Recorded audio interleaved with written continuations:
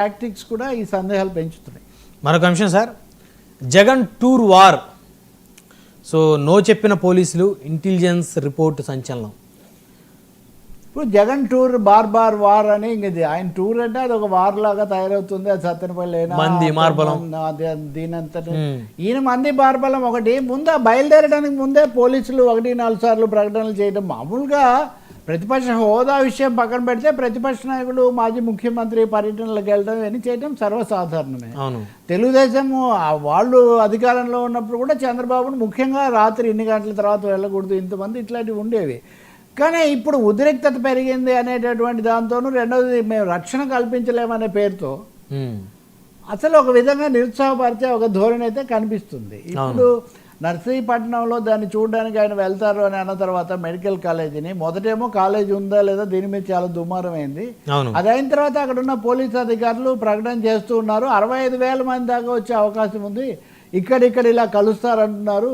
కాబట్టి ఇంత దూరం ఒక 60 కిలోమీటర్ల పొడవున ఇంత దూరం మేము రక్షణ కల్పించలేము, కాబట్టి హెలికాప్టర్లో మీరు అక్కడికి చేరుకుంటే చూస్తామన్నట్టు. మరి మేము నెల్లూరు వెళ్తామంటే అక్కడ హెలిప్యాడ్నే సమస్య చేశారు. అవును, అంటే అప్పుడు హెలికాప్టర్లో వస్తామంటే దాన్ని సమస్య చేసి, ఇప్పుడేమో రోడ్డు మార్గంలో వస్తామంటే ఇప్పుడు హెలికాప్టర్ని తీసుకొస్తున్నారు. ఇదంతా కావాలని ఉద్దేశపూర్వకంగా కమిషనర్ గారు కూడా ఒక ప్రెస్ నోట్ రిలీజ్ చేశారు.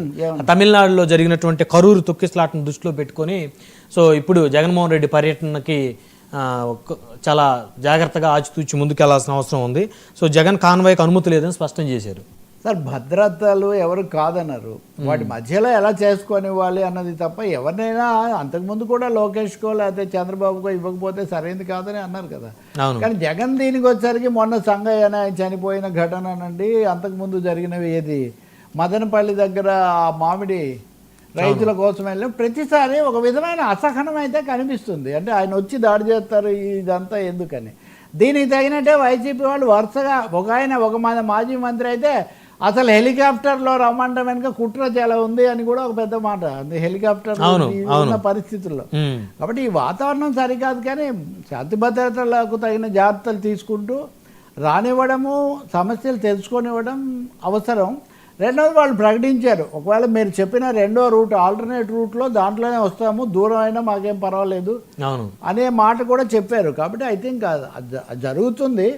అనుమతి దేనికంటే ప్రదర్శనకే కదా. ప్రదర్శన మేము అదేం చెయ్యము, పైగా మేము ఇన్ఫర్మేషన్ ఇస్తున్నామే కానీ వాళ్ళు ఏమంటున్నారు మా దగ్గర అనుమతి తీసుకోలేదు, సమాచారం మాత్రమే ఇచ్చారంటున్నారు. కానీ ఆ పోలీస్ అధికారి మళ్ళీ చెప్పారు, అమర్నాథ్ రెడ్డి గుడివాడ అమర్నాథ్ మాజీ మంత్రి ఆయన మాకు సమాచారం ఇచ్చారు, మేము ఇలా ఏర్పాట్లు చేస్తున్నాం అన్నారు. నేను అనుకుంటాను అది జరుగుతుంది. రెండోది ఉత్తరాంధ్రలో ఇప్పుడున్న ఉద్రిక్త పరిస్థితులు, ఉద్యమాలు కొంచెం ఎక్కువ ఉన్నాయి, అది కూడా మనం మాట్లాడాలి.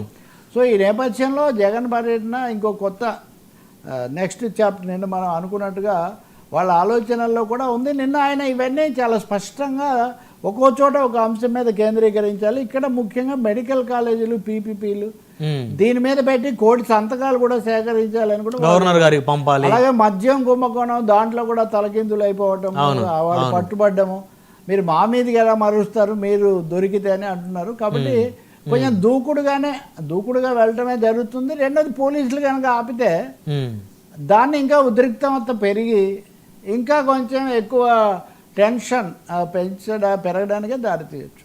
సో సజావుగా ప్రశాంతంగా జరిగిపోవడానికే పోలీస్ యంత్రాంగం కూడా సహకరించడం చాలా మంచిది. వీళ్ళు కూడా ఆ మేరకు నిబంధనలు అవి పాటించి చేస్తే చాలా బాగుంటుంది.